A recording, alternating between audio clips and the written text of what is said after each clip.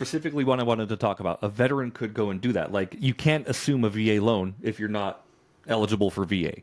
Oh no, you can. You can. Oh wow. Yeah, Okay. you don't have to be a veteran to assume a VA loan. Got it. Interesting. Okay.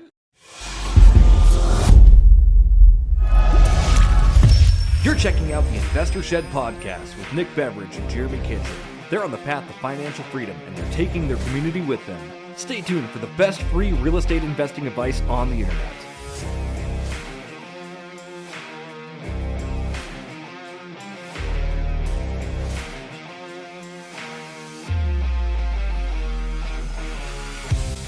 Everybody, welcome back to the Investor Shed podcast. I'm Nick Beveridge, your host, here with my co-host, the beautiful, the illustrious Jeremy Kitchen. Oh, speaking of beautiful and illustrious, we got Nick Beveridge here. Nick, how are you doing? Thank you so much for the compliment. Oh, thank you. I'm feeling pretty good. Good. You know what? I just took some nasal spray and I've got my nasal strip on. Oh, yeah. Allergy season. Baby boys and girls, we're breathing today. We're breathing right. Speaking of breathing right, we have a really cool episode for you about breathing. No, we don't. We have an episode that we took live Facebook comments from Facebook. Breathing was the last episode. Breathing was the last episode. That was a good episode. This one we're talking about, we just answered some questions live on Facebook. We had a couple of really good questions come in. We deep dove into those. So it's a really good episode, kind of a variety show, if you will. And we talk a lot about our flip that just closed, our flip, turn rental, turn flip, closed. Yeah. Nailed it. Yeah. So if you guys want more of this, please submit your questions. Yeah. Submit them via email or fax machine. Fax machine's the easiest method. Fax machine's the easiest, and we'll have that in the comments. Or, I mean, if you want to be barbaric, you could just leave it in the comments. Yeah. How archaic. Yeah, but we can work with that. Yeah, we can work with that, I guess. We love the comments, actually. Please comment. God damn it, please comment so much. We're pretty needy, actually. If you could actually comment on everything we do, that'd be great. But yeah, stay tuned. It's a great episode. We learn a lot, and I feel like we give honest advice for honest questions, and it's a good one. So we talk about what you should be eating at the beginning of the episode, at the end of the episode. So by the time you get to the end, rewatch the episode and listen to our food advice. We get some great advice about how to preserve your pizza. Today, how we doing, Nick? Doing good. I feel like we should do more introductions, though, because now we have Facebook going. Yeah. So I'm a real estate investor and an agent here in Coeur d'Alene. Done a lot of really different types of real estate investment deals.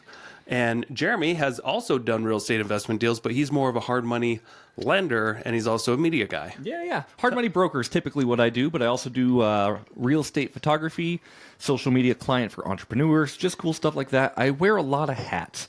Nick and I have done a lot of deals together from the past. We actually just closed one of our deals last week. It's been pretty good. Yeah. That was a 3-year deal. That was a 3-year deal. We had a good time with that one. So, yeah. Should we talk about that one briefly? let's talk about it. So I think it was your first deal, right? Yes, it was. Yep. But you were bugging me about like, hey, can I invest with you on something? Mm-hmm. And I'm like, eventually, gosh. So what I did was I came across a deal when I was with you. We were out, like, I was going to buy a well drilling business. That's right. I remember that. That didn't work out. Glad it didn't. But I also kind of wish it kind of did at the same time because I'm insane. Yep. Anyway, got a call from a wholesaler, and he said, hey, I've got this deal right in the middle of Coeur d'Alene. It's a manufactured home. You can buy it for around $215? Something like that, I think is what we got it for. Yeah. $215, I think. $215. It's a manufactured home on real property right in the middle of Coeur d'Alene on a half acre with an ADU. Yep. And they said it was an easy fixer, like just cosmetic, maybe carpet and paint. I'm like, okay, that sounds great. Send me the deal. They sent us an appraisal, and they said we couldn't get an inspection, but it was just inspected by an appraiser. Mm-hmm. Here's the appraisal report. Check it out. And it appraised for like, what, 260 or something, 280? Yeah, I think so. I think it was actually, 280 something. The appraiser and the appraisal report didn't say anything about this house being a complete fucking disaster. Nor did the wholesaler. I mean, when we purchased this property, you used some funds that I think you were selling basketball cards and stuff. I did a lot just to get into the deal. So I sold some old basketball cards. I had an old retirement account that had like $4,000 into it. I just liquidated that. And I asked my wife for some money too. She graciously accepted and put herself into the deal as well. So we ended up raising, I think it was $20,000 enough for the down payment. And off to the races we went. Yeah. So that's what I asked you to do. I'm like, bring 20 grand to the table and you can get into a deal. And then, so this deal required 25 grand initially to get into. The wholesaler wanted a $25,000 wholesale fee. So we actually bought it for $190 or 185.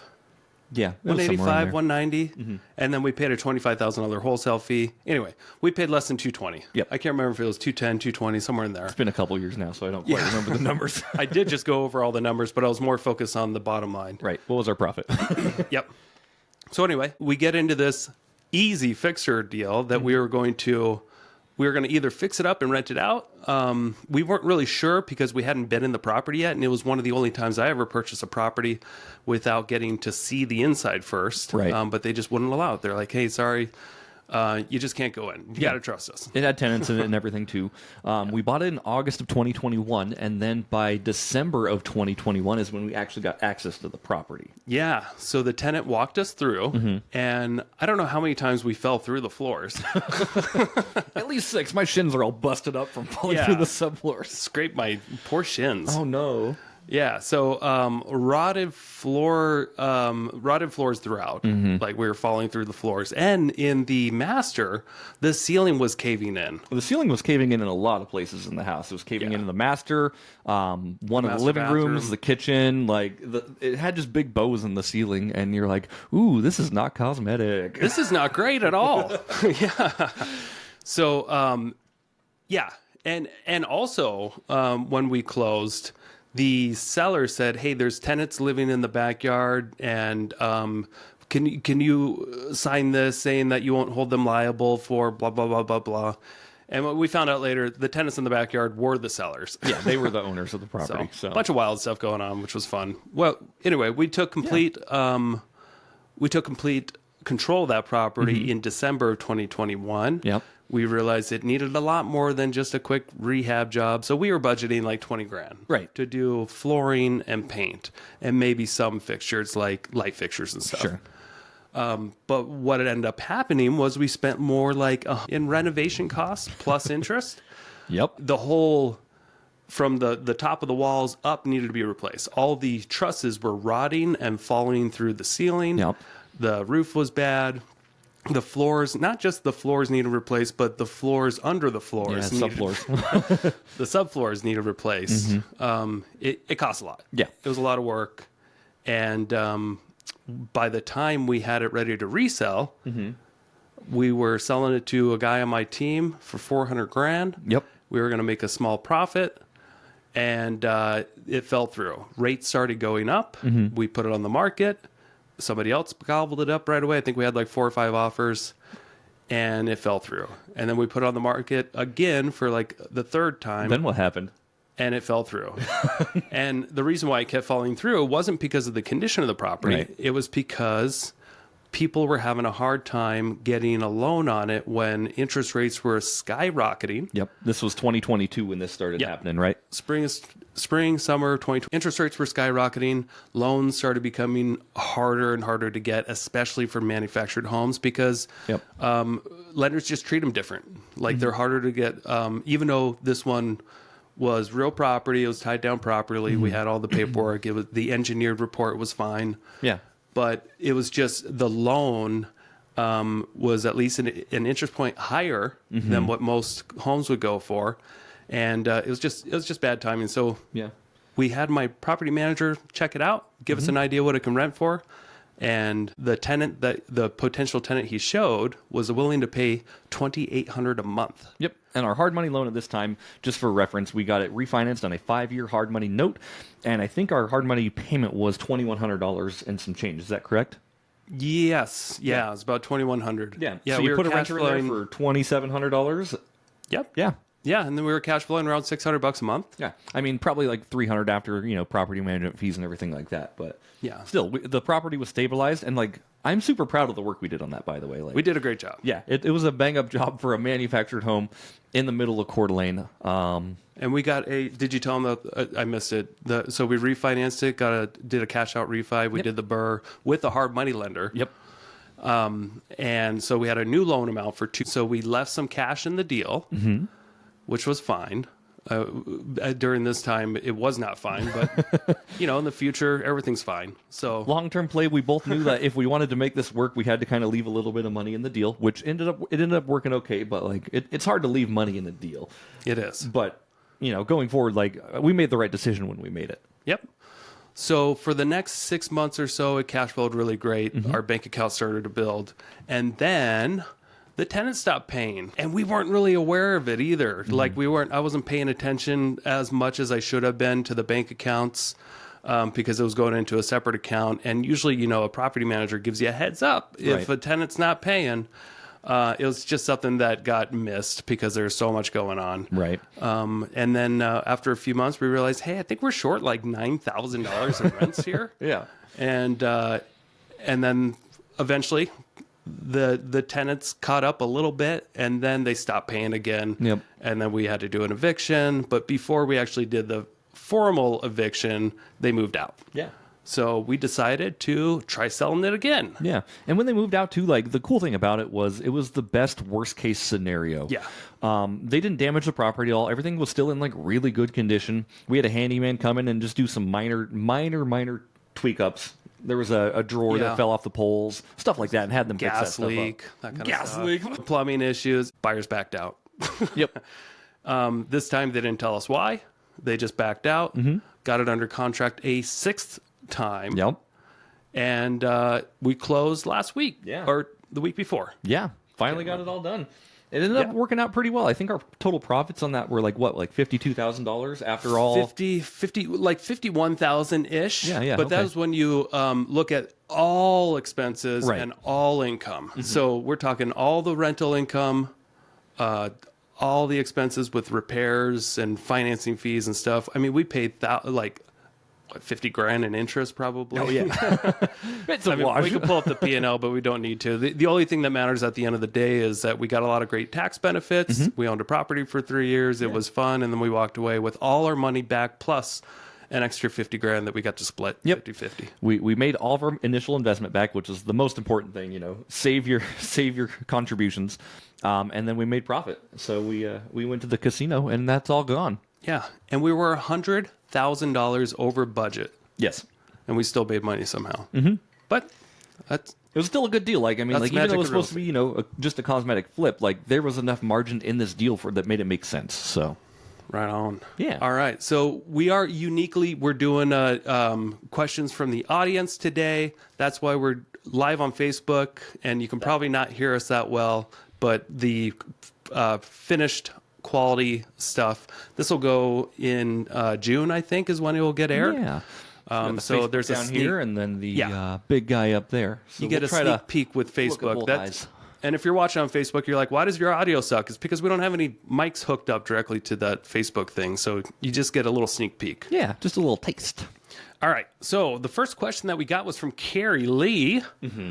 And Carrie asked about assumable loans. She said, not sure much how you can touch on this subject, but because I know you're not a lender, but assumable loans, can you go into that? Yeah. So, yes, we can. We actually talked about that in our episode on creative financing. It was a two-part series, and we got into the differences between assumable loans and subject to, which get confused quite a bit. But I love that you just focused on assumable loans, Carrie.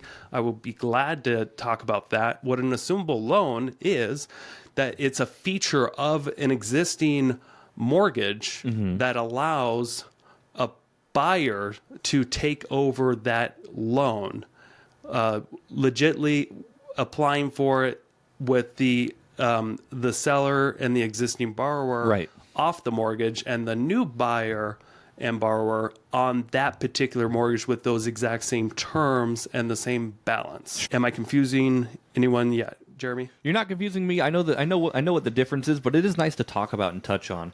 Like an assumable mortgage, just think of it this way: like if you know what sub 2 is, obviously that's taking over someone else's mortgage.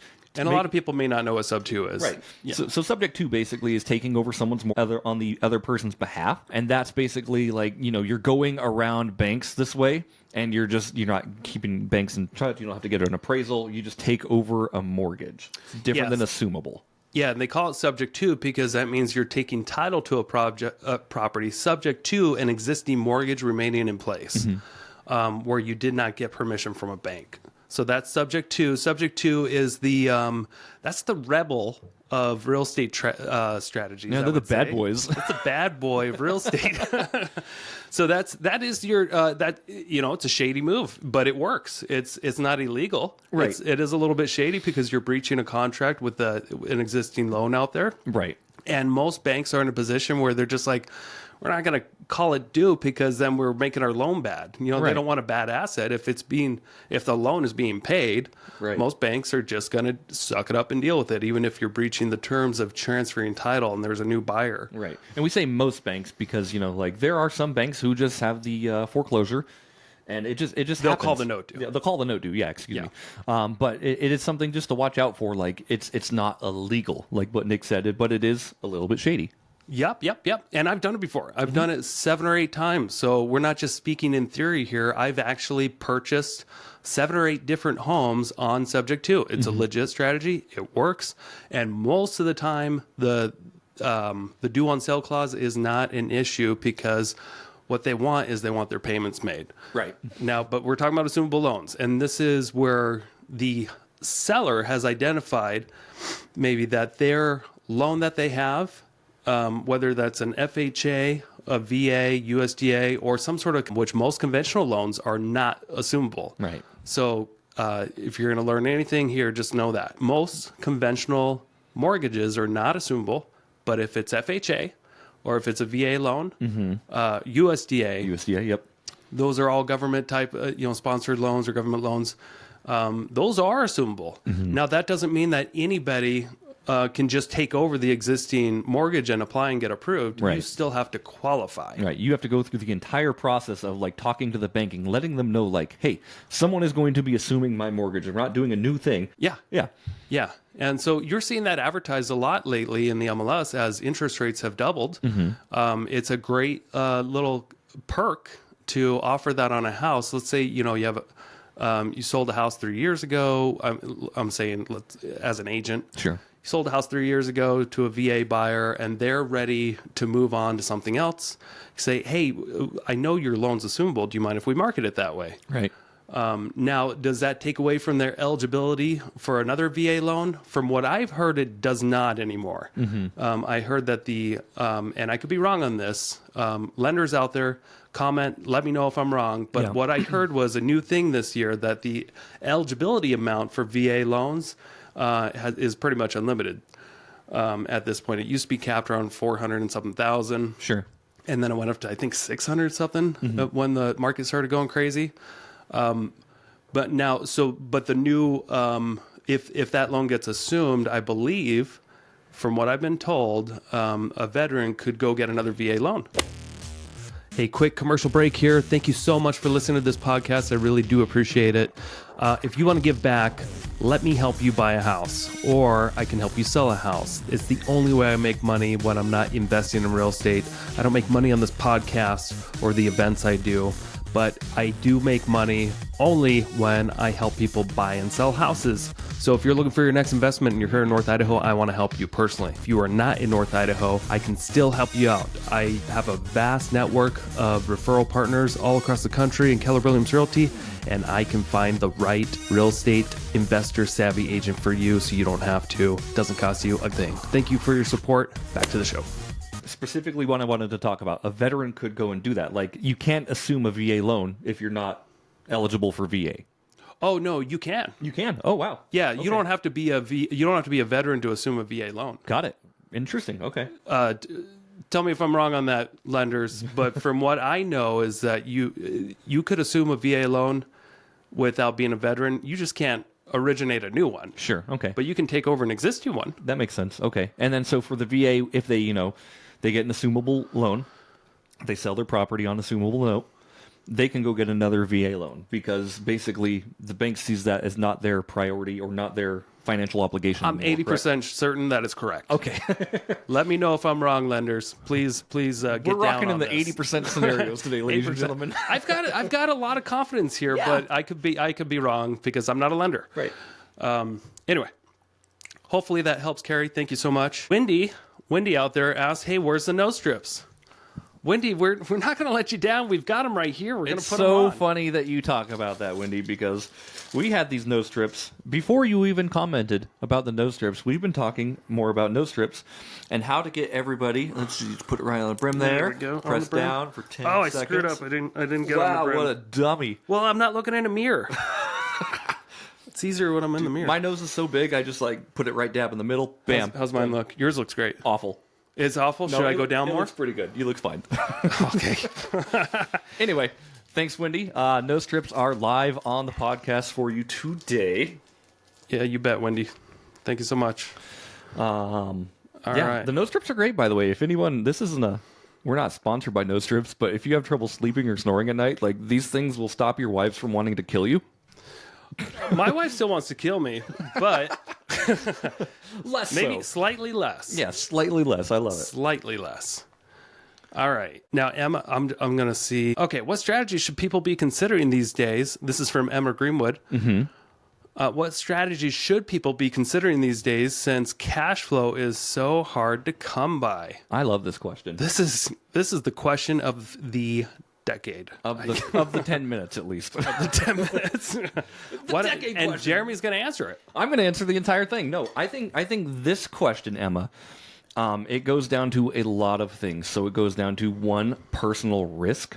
It goes down to 2, what you plan on doing and how you plan on growing. There's so many strategies in real estate investing. It's so easy to get caught up in that shiny object syndrome. What should you be doing? What should you be focused on? The answer is, what are you comfortable with?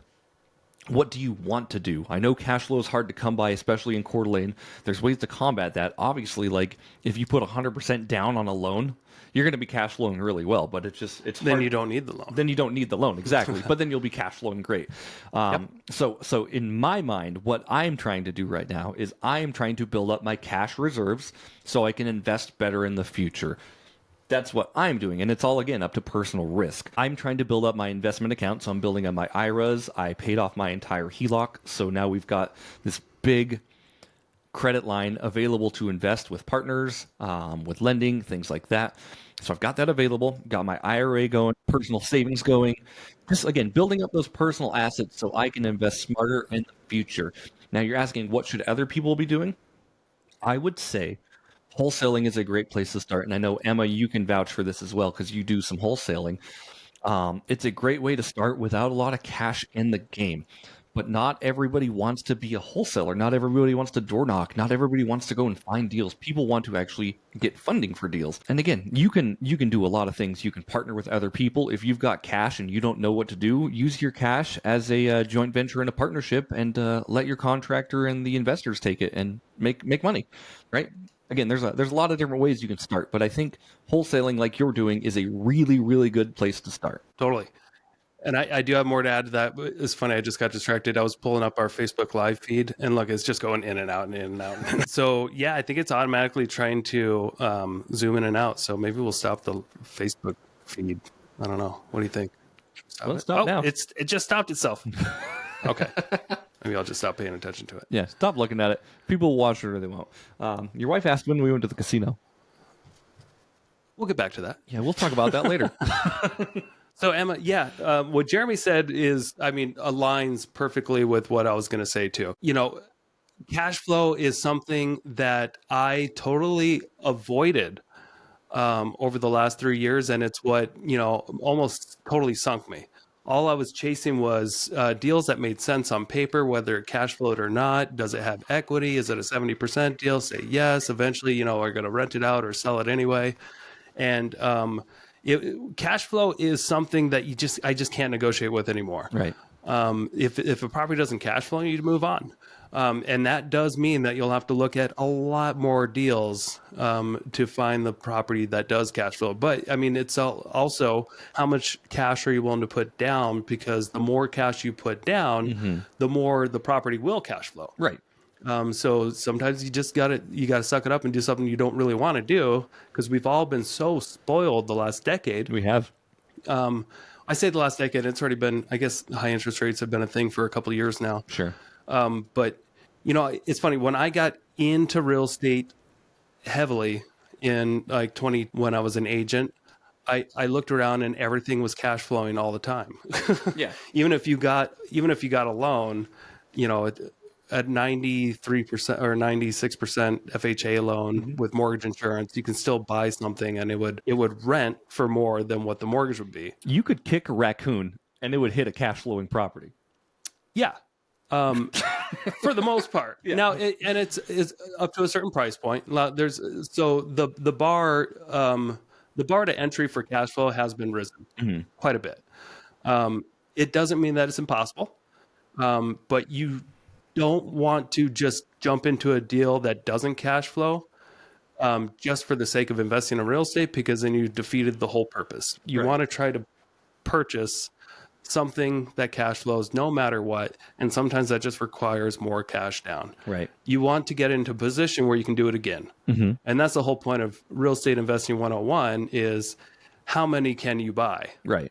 Now, if you buy a property in Coeur d'Alene and you put 20% down and it's only negative by $200, but maybe on your taxes you're saving that. And it makes sense if you look at it annually, and then you can try to convince yourself that this makes sense. This is going to improve my retirement. Right. This is going to be paid down by tenants. I'm going to get all the depreciation benefits of it. It's only $200 a month up front, but what it's paying for in the long run is going to be outweigh that, blah, blah, blah, blah, blah. But how many of those can you do? Right. It's not a repeatable process. Yeah. You can't go out, can you buy 10 and lose $2,000 a month? It's just for the sake that, most likely down the road, you'll make a lot more. I mean, no. But if you can find a property that makes $10 a month, how many of those can you buy? Right. How many? Yeah. Can you buy as many as you can get your hands on? Right. So that was from the Rich Dad Poor Dad book. Yeah. But they talk heavily on cash flow about that. The property has to cash flow monthly, or I wouldn't recommend doing it, because I almost lost everything I had by not following that rule. Right.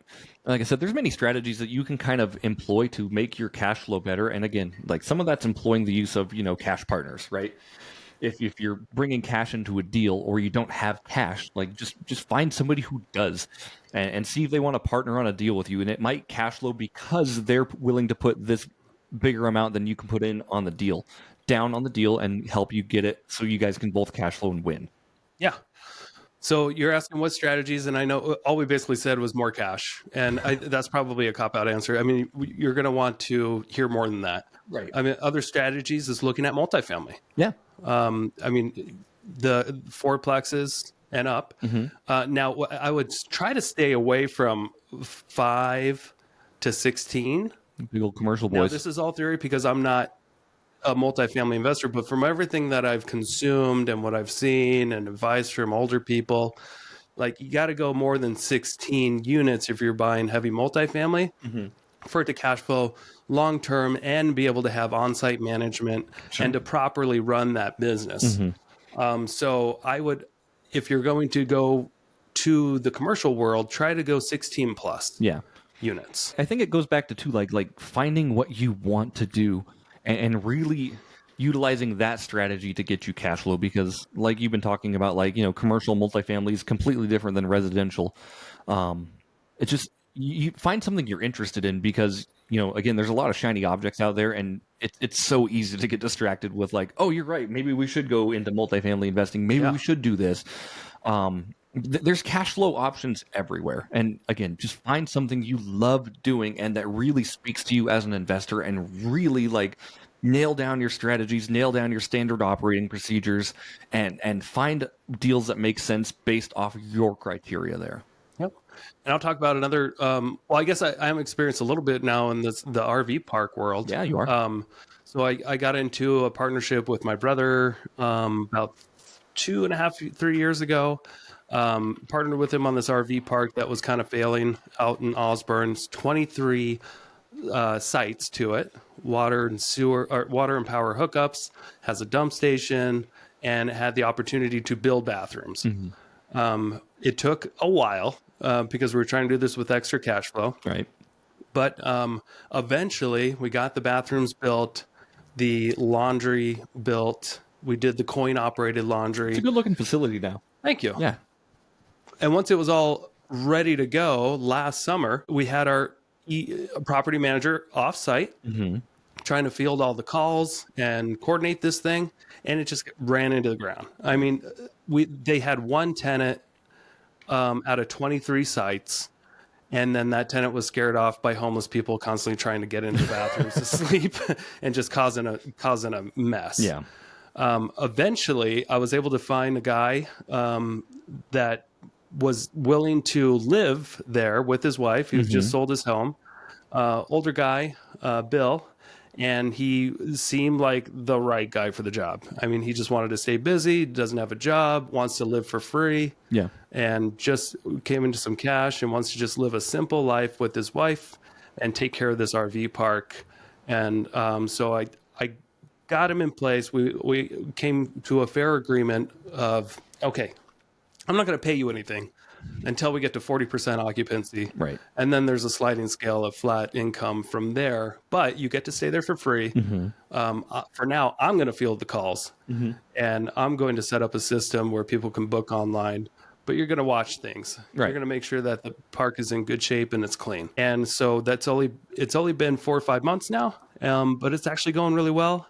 We're only at 8 units that are month-to-month rentals, but it's starting to cash flow. And is there 17 total? How many was there? 23. 23. Okay. And we're getting calls on it all the time. And a lot of bookings for the summer. There's nightly and weekly bookings. You're almost to that 40% occupancy. We're there now. Yeah, I love it. So if you include the weekly and nightlies. Sure. But it's great. The difference was we have an on-site manager. I wasn't able to, if I didn't have the ability to pay an on-site person, this place would be run to the ground. But because there's enough spaces and we worked out a good deal to where there's a sliding scale of compensation for him and he gets to stay there for free, the place is actually run really smoothly. Yeah. And there's cameras. I get to see what's going on all the time. Nice. So far it's being run real smooth and there's extra income opportunities. There's 23 sites and we're only at 8 that are booked out right now, but now it's cash flowing. Right. If I only had 8 sites, it would be difficult because then I got to pay this insurance that comes up here and there. I've got to pay the property taxes that are outside of closing. There's so many more expenses out there to consider. So the more 8. What's that For an 8-spot RV park?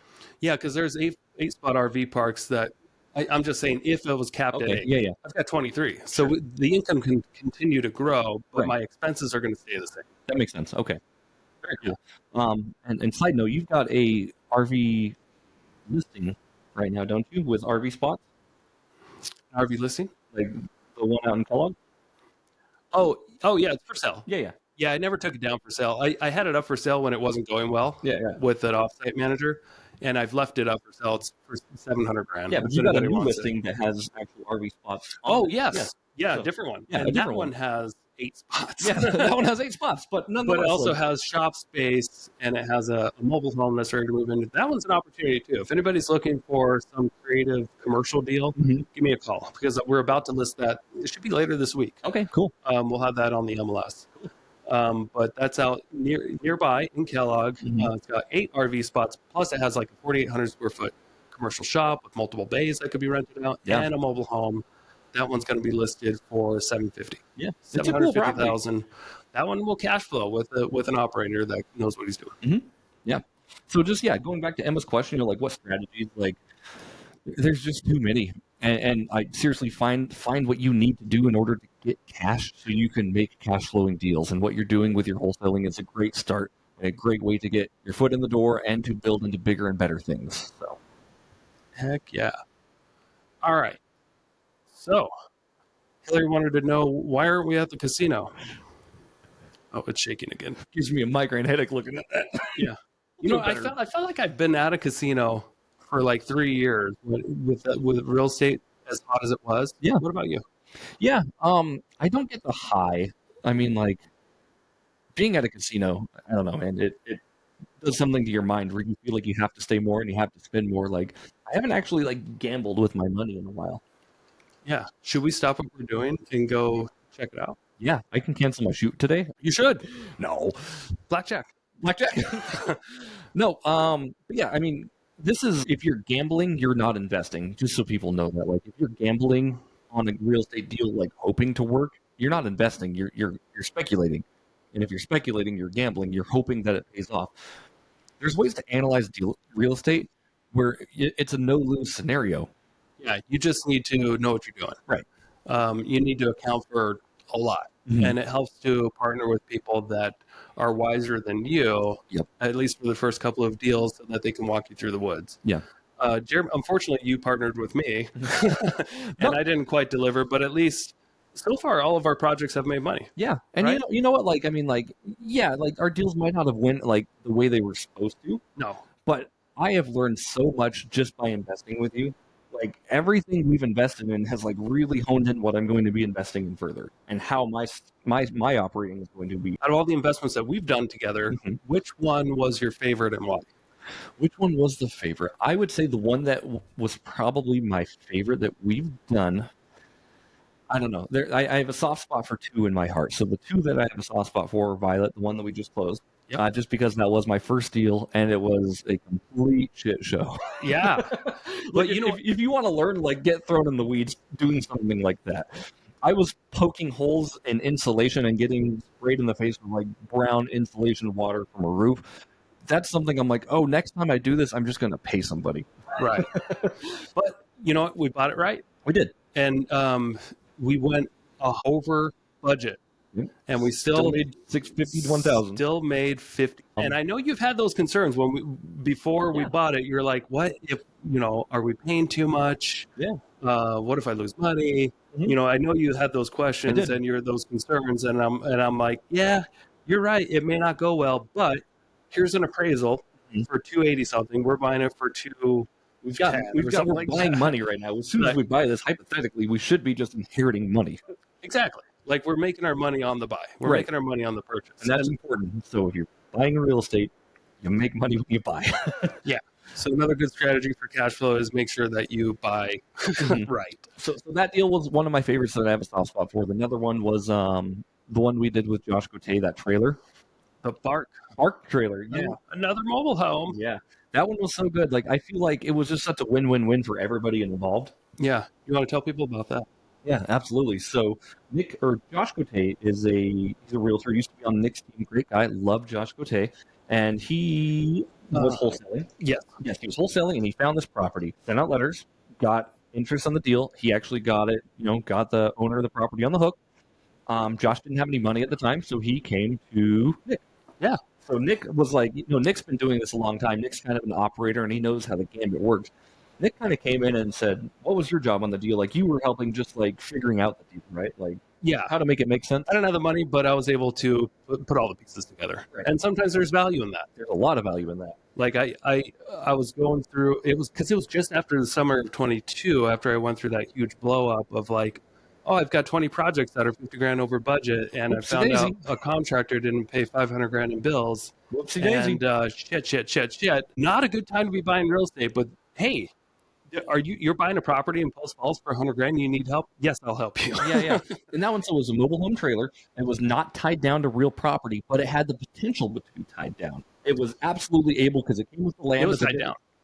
Okay. It just wasn't classified as real property yet. Gotcha. Okay, so then we had to do a couple things then, of course, and I'll get into that. But Nick didn't want to come with any of his own money into the deal, and he realized it didn't need much of a renovation. Nope. So he employed me. He's like, if you pay $10,000, you can get 10% equity. And my deal, I counteracted. I'm like, I will pay the 10,000, but I want it to come out in chunks. So whenever you need it, I will pay it. Smart on your end. Yeah, I ended up only paying like $2,700.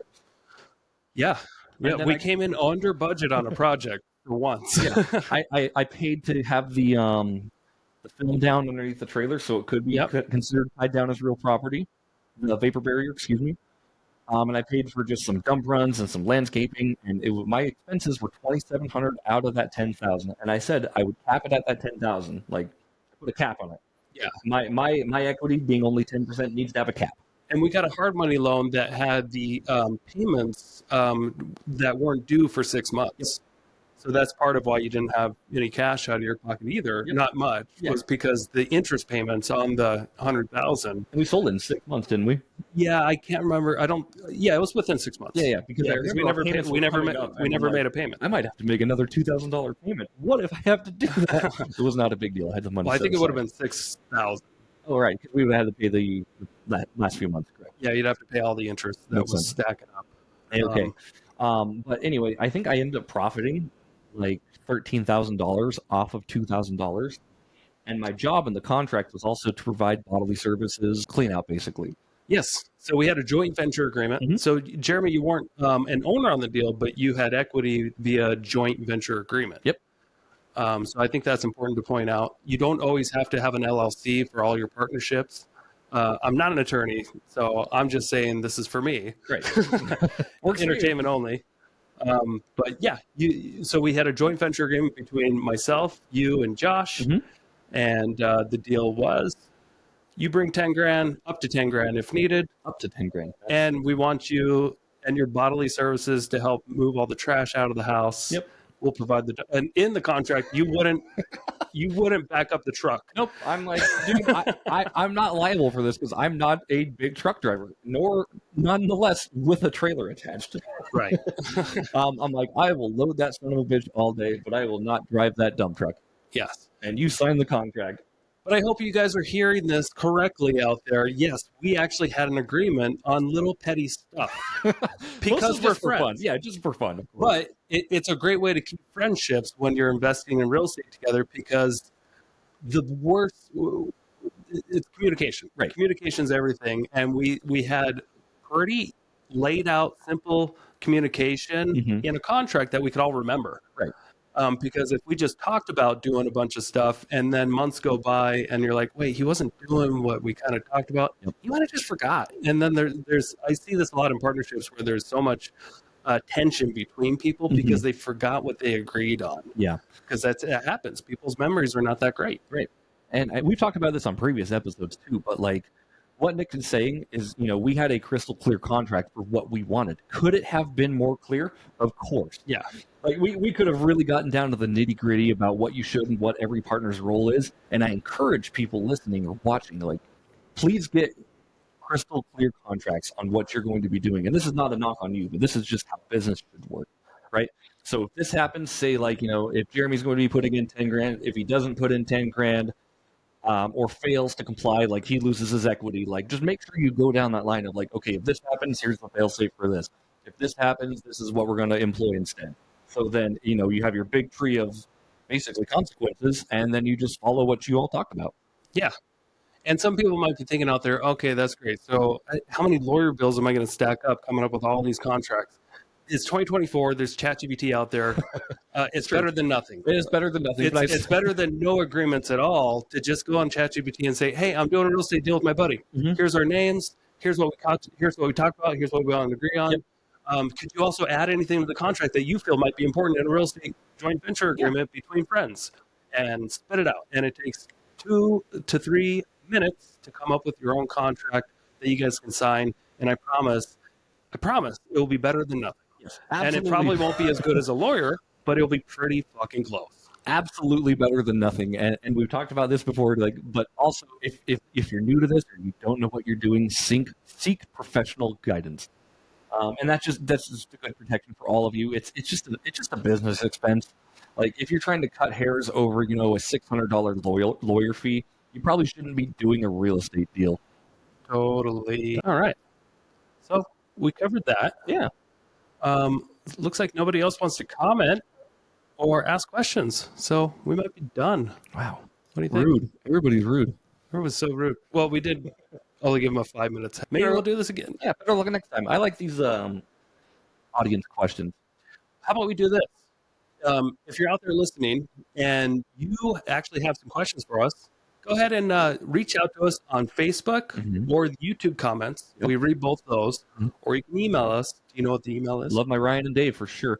Ryan and Dave. Thanks for always commenting. We love you guys. The email is theinvestorshed@gmail.com.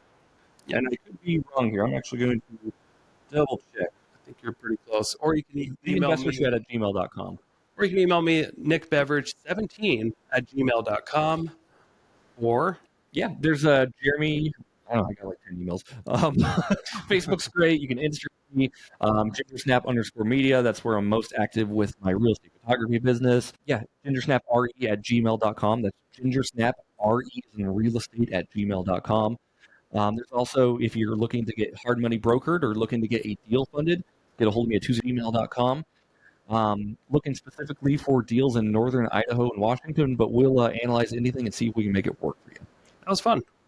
I like hearing from the audience last minute, 5 minutes before we start. But yeah, please, we're serious. We love this. So please, if you do have a question for us, don't hesitate to reach out.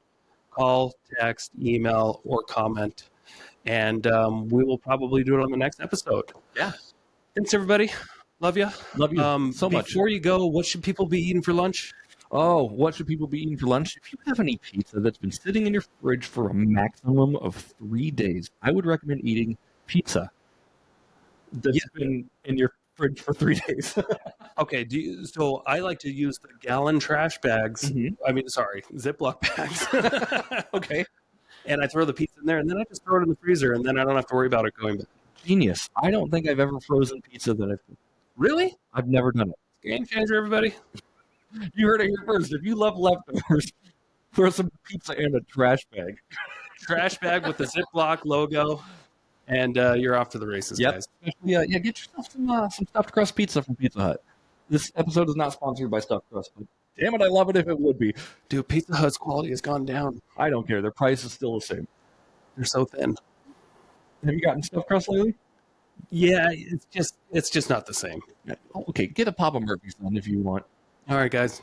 You heard it here. Get a Papa Murphy's if you want. Also, since you're here, and if you're watching on Facebook still, even though it's jittery, you can follow us on The Investor Shed at Spotify and Apple Podcasts. We release episodes every Thursday at 5 in the morning.